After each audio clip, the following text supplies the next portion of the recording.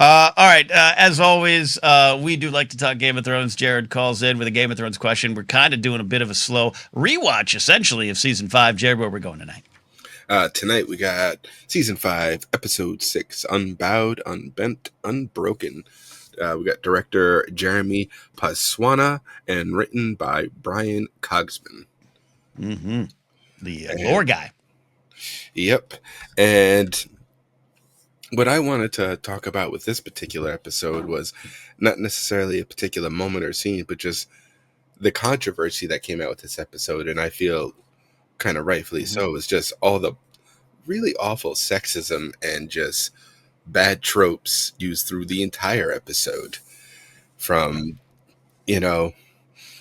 the sand snakes, these set up to be amazing warrior women, and for some reason one-handed Jamie and Bronn basically beat them. Like, no, and the Sansa at the end. Right. Yeah.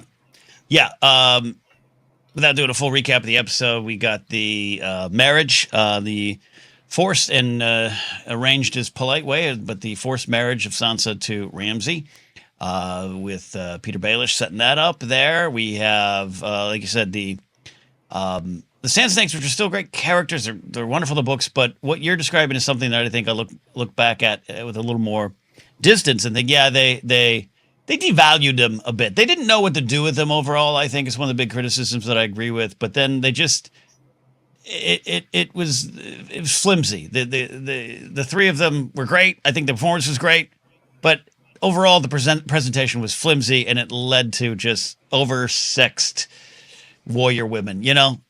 Almost like a journal, a writer's journal fantasy. Right. No, I agree. Yeah. I agree. It's just they had potential there. Even with the short screen time they were going to give them, you still could have had a much deeper character arc. They've done better with less. Yeah, and the end of the, without going into the words that YouTube doesn't like, but we have Sansa and Ramsay and Reek, Theon Greyjoy, essentially, and the final scene, which is a rape scene. And Game of Thrones has not been, has had those before, and then would have them maybe again. But this, it took so much heat, and season 4 was the first big what I call Game of Thrones heat, even though it did take some heat maybe with some of the choices it made with Dany in season 1 with Khal Drogo, which was a change from the books. But I think it was, I don't want to say fine, but it wasn't as big as an issue as season 4, which is Joffrey's death and Cersei and Jaime in front of his dead body. And that started a conversation that I don't think the show was prepared for, because I really believe, and I've said this before, but that times changed. Times changed dramatically from the start of the show to about season 4 or 5, where now we had a lot of fans and a lot of folks going, hey, we don't want this anymore. We don't need this to happen. Now it's taken from the books. And I remember at the time, it's a dramatic change from the books in a way that I remember I was sitting in a room with my co-hosts at the time, 3 women, and we all kind of were like, well, at least it wasn't as bad as the books, because we just didn't see, we weren't online at the time live to see what was going on. And I think you're right. The audience spoke up. It was one of those times where the audience says, we don't need this anymore. And it wasn't that the act existed. It was you used it to focus more on Reek. Yep. And you made the decision to focus on Reek, which I understand artistically, and I understand for the character of Reek, and I understand because it's also present in the books. But it just played differently and played in a way that I don't think they expected the pop culture world to revolt against. Yeah, no, definitely, because that, excuse me, that was one of the big criticisms. Again, was it's not necessarily, yes, we didn't like the trope of that happening to Sansa, but you just made her a prop in the scene. Yeah. So even if you're gonna do it, do it in a different way. Do it in a manner that's about her loss. Now, I think it comes, they build on it. I think she has conversations about it. But even in, I think, season 8, they have conversations about it. That didn't sit well with a lot of the audience, which I understand, too. And that's my thing. I think the show had great intentions.